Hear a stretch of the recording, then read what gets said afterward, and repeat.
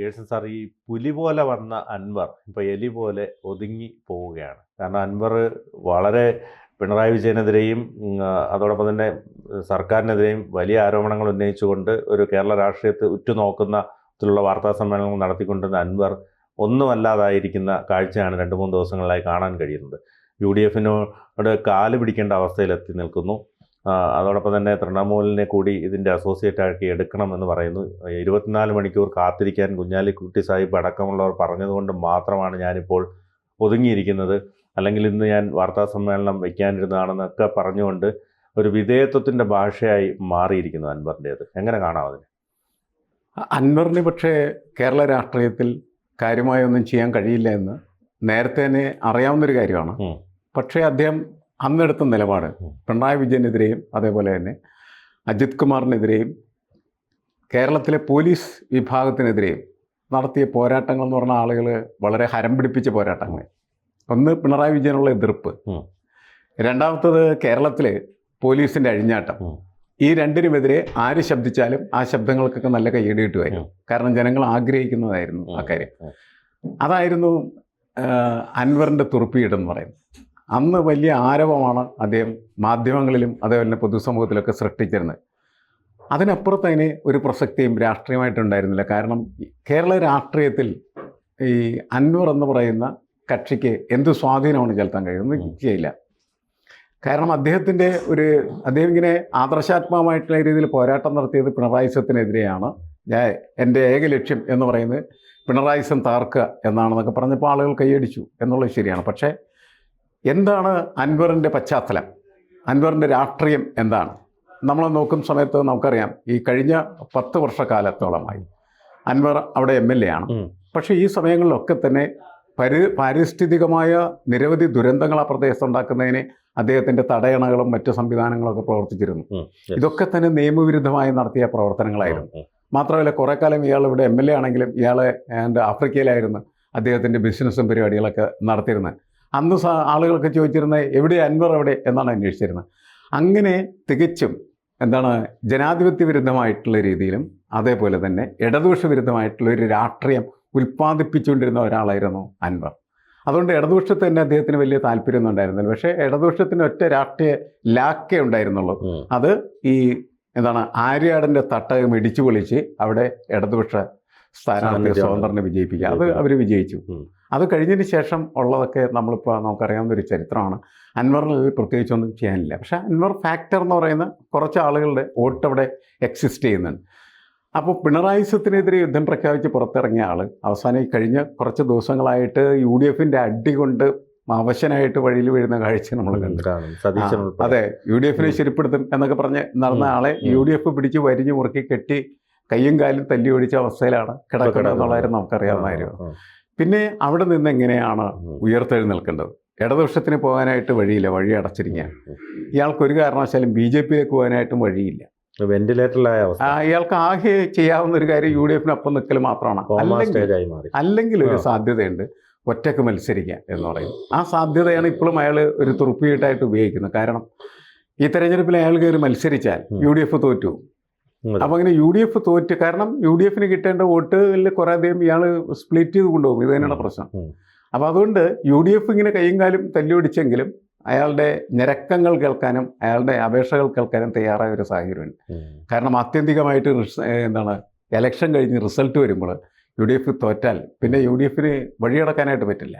അപ്പോൾ അതുകൊണ്ട് ഈ തല്ലി അവർ തകർത്ത് വഴിയിലിട്ടിരിക്കുന്നതായിട്ടുള്ള അൻവർ ഒപ്പം കൂടിയാൽ ജയിക്കുമെങ്കിൽ ജയിക്കട്ടെ എന്ന നിലക്ക് തന്നെയാണ് ഇപ്പോൾ അവസാനം തീരുമാനങ്ങളെല്ലാം തൈലമൊക്കെ ഇട്ടൊന്ന് പുരട്ടി, അതെ, പതുക്കെ തൈലം പുരട്ടി ചൂടൊക്കെ പിടിപ്പിച്ച് ആവിയൊക്കെ ഉള്ളിച്ച് അയാളെ കൂടെ കൊണ്ടു നടക്കുക. ഇതാണ് അവർ ഉദ്ദേശിക്കുന്നത്. അങ്ങനത്തെ ഒരു സ്ഥിതിയിലേക്ക് അൻവറിനെ ആക്കിയെന്നുള്ളത് ആണ് നമ്മുടെ രാഷ്ട്രീയത്തിൻ്റെ ഒരു ഗുണകരമായ കാര്യം. കാരണം ഇയാളെപ്പോലെ ഓപ്പർച്യൂണിസ്റ്റായ അവസരവാദിയായിട്ടുള്ള രാഷ്ട്രീയ നേതാക്കളെ വളർത്താൻ പാടില്ല എന്നുള്ളതാണ്.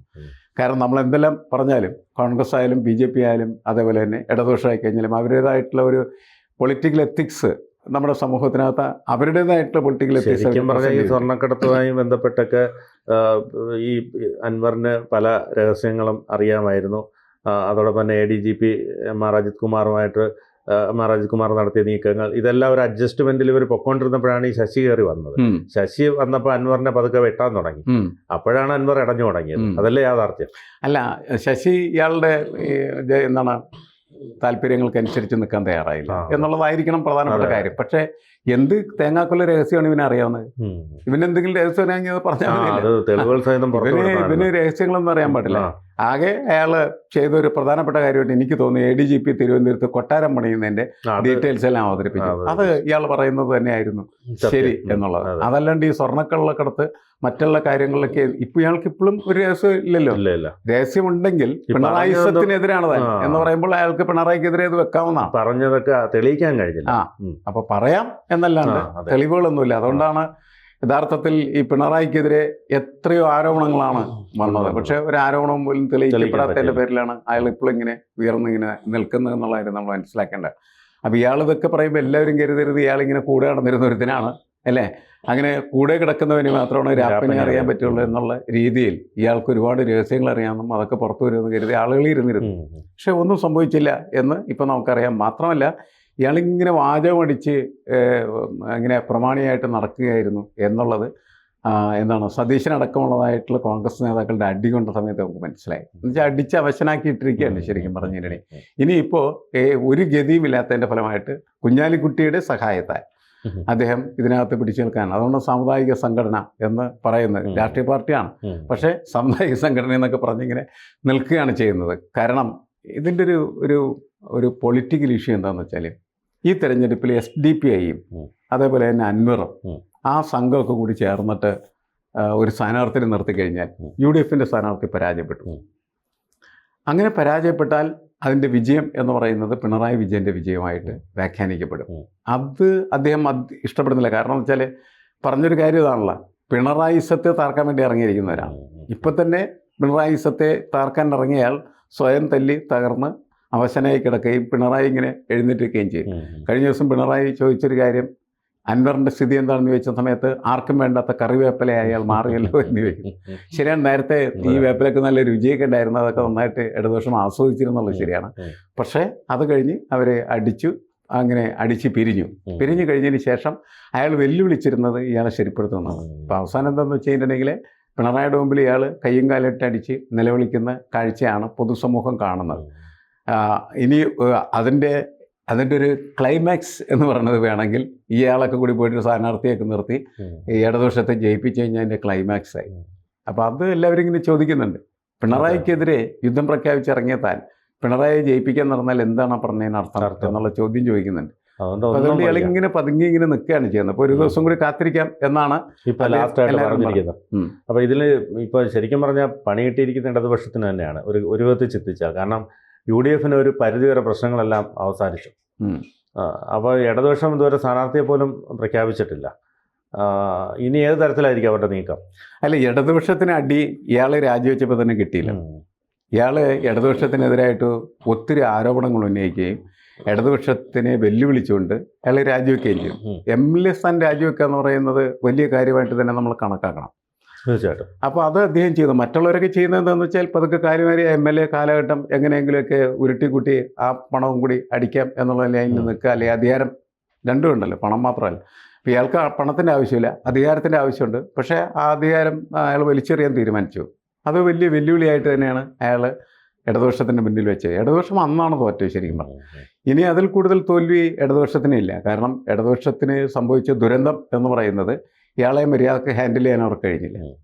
അങ്ങനെ ഇടതുപക്ഷത്തിനെതിരായിട്ട് അദ്ദേഹത്തിന് വലിയ ശബ്ദങ്ങൾ ഉണ്ടാക്കാനും അതേപോലെ തന്നെ വലിയ സമ്മേളനങ്ങൾ നടത്താനും ആ സമ്മേളനങ്ങളിലൊക്കെ പിണറായി വിജയനെയും കൂടെ വെക്കുന്നവരെയും P ശശിനെയും അജിത് കുമാറിനെയൊക്കെ ഒരുപാട് ചീത്ത വിളിക്കാനും ഒക്കെ ആയിട്ട് കഴിഞ്ഞു എന്ന് പറയുന്നത് അയാളുടെ ആ കാലഘട്ടത്തിലെ വിജയമാണെന്നാണ് ഞാൻ കണക്കാക്കുന്നത്. പക്ഷേ അങ്ങനെ വിജയിക്കുന്ന ഒരാൾക്ക് അത് അയാളുടെ കയ്യിലുള്ള ക്രെഡിബിൾ സാധനങ്ങൾ ഇല്ലെങ്കിൽ പരാജയപ്പെടേണ്ടതായിട്ട് അതിനുശേഷം പിന്നീട് ഒന്നും തെളിയിക്കപ്പെട്ടില്ല. അയാൾ പരാജയപ്പെട്ടു. അങ്ങനെ അയാൾ പരാജയപ്പെട്ട് നിൽക്കുന്ന സമയത്ത് ആണ് UDF കയറി അയാളുടെ തലമണ്ടൊക്കെ അടിക്കുന്നത്. അങ്ങനെ ചുമ്മാ വഴി കിടക്കുകയാണ് ഇപ്പോൾ. എന്തായാലും നമുക്ക് നോക്കാം. ഒരു ദിവസം കൂടി കഴിഞ്ഞതിന് ശേഷം പുള്ളി അസോസിയേറ്റ് മെമ്പറായി. അതായത് അവിടെ UDFനെയും ഒരു പതുങ്ങൽ വേണം. ഇയാളിഞ്ഞ വലിച്ച് ഇവരുടെ ഒപ്പം കയറ്റി അസോസിയേറ്റ് മെമ്പർ ആക്കുമ്പോൾ UDF പരാജയപ്പെടുന്നുണ്ട്. അതായത് ഇയാൾ തൊടുന്നിടത്തെല്ലാം പരാജയമാണ് സൃഷ്ടിച്ചുകൊണ്ടിരിക്കുന്നത്. അയാൾക്ക് പരാജയം, അയാളെ മുട്ടുന്നവന്, അയാളെ ചുമക്കുന്നവനൊക്കെ പരാജയം. ആ രീതിയിൽ കാര്യങ്ങൾ പോവുകയാണ്. കൂടുതൽ വാർത്തകളും വിശേഷങ്ങളും നിങ്ങളിലേക്ക് എത്താൻ ABC മലയാളം സബ്സ്ക്രൈബ് ചെയ്യുക, ബെൽ ബട്ടണും അമർത്തുക.